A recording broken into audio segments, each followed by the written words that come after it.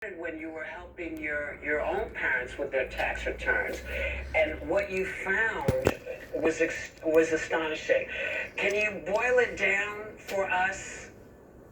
Yes, absolutely. So I was doing my parents' tax return, and my income was equal to my parents' combined income. My mother was a nurse, my father was a plumber, and I worked on Wall Street. And under our tax system, my income being higher, I should be paying a lot more taxes than them. But I wasn't. I was paying more, but not a lot more. And every April 15th, I would do their taxes and go, something's wrong. But it wasn't that I was doing anything wrong. This is what the right answer was.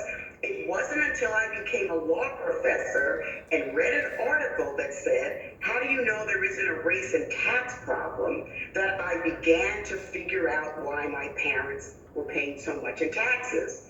And the first thing I discovered was that the IRS doesn't publish statistics by race, which forced me to become a kind of detective. And what I discovered is my parents paid too much in taxes because they were married to each other.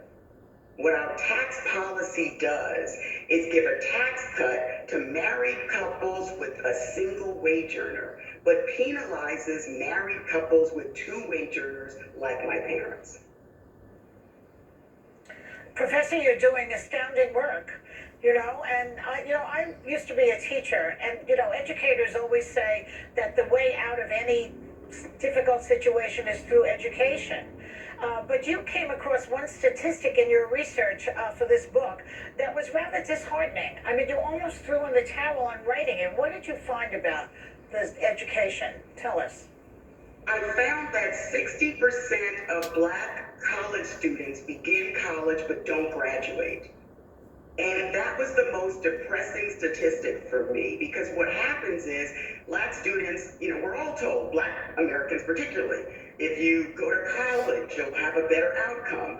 But 60% of Black Americans who start college aren't able to finish, but they leave with high debt loads. That was so depressing. I closed the laptop and literally ran out of my house. It was like, I can't do this anymore. Well, this book is fantastic, and something that I learned about home ownership that came from the book, because when it comes to owning a home, research shows that the more Black neighbors you have, the more the value of your home plummets. And according to your book, these biases are deeply ingrained even among white progressives. So Black Americans looking to buy homes face a difficult choice. Explain that to us. Yes, so if you want your home to be a good financial investment, then you will live in an almost all-white neighborhood. And those are the neighborhoods that most white homeowners want to live in, and those are the neighborhoods with the most appreciation. But if you do that, you're going to deal with what I call racism triage. You're going to have neighbors who may call the police on you if you have children.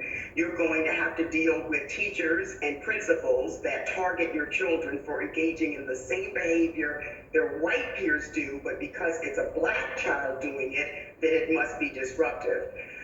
The other option is for you to buy a home in a racially diverse or all Black neighborhood. It won't be the same good financial investment as if you lived the only Black family in the neighborhood, but you wouldn't have to deal with the racism triage. You wouldn't have to worry about your neighbors calling the police or teachers targeting your school system. So homeownership for Black Americans does not operate the way it does for white Americans. It just is not this automatic ticket to the middle class it has been for white Americans.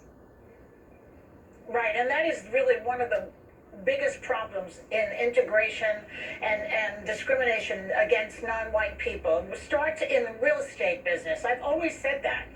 It impacts everything: your school, your family, your neighbors, your job. That is where it begins, right there. But I was going to ask you about something, but I wanted to follow up on the education question. Why do you think that Black students are dropping out of college? A lot of it has to do with finances. So because we don't come from families with wealth, we don't have parents who can afford to give us money to pay for college. So parents take out debt, students take out debt, but then there's costs of books and there's expenses across the board with going to college. So there's a lot of financial reasons, which is why I support forgiving student loans. We shouldn't penalize Black Americans who want a higher education. And this has been going on for a very long time. This starts way back at the beginning of the tax laws, which didn't really include Black people because we didn't have any money. So they're not written with us in mind. So knowing all of this, how do we start leveling the playing field? And what can viewers at home do? And, you know, it's a million questions, but what can we start to do to level the playing field? Well, the first thing we need for the IRS to publish statistics by race. This book was only written because I became a detective and stuck with it for over 2 decades. This should not be dependent upon whether a single academic decides to lead this charge. So the President Biden has issued a racial equity order, but nothing's being done in Treasury right now. So I'm optimistic about the president's racial equity order, but I'm pessimistic because Treasury has done nothing. What can your viewers at home do? Well, white Americans can tell their stories. They can tell, oh, I was able to buy this house because my parents gave me a down payment. Or I graduated from college debt-free because my parents paid for it, or my grandparents gave me a trust fund, had a trust fund. White Americans need to tell their story and dispel the myth that it's a meritocracy and all Black Americans have to do is work harder.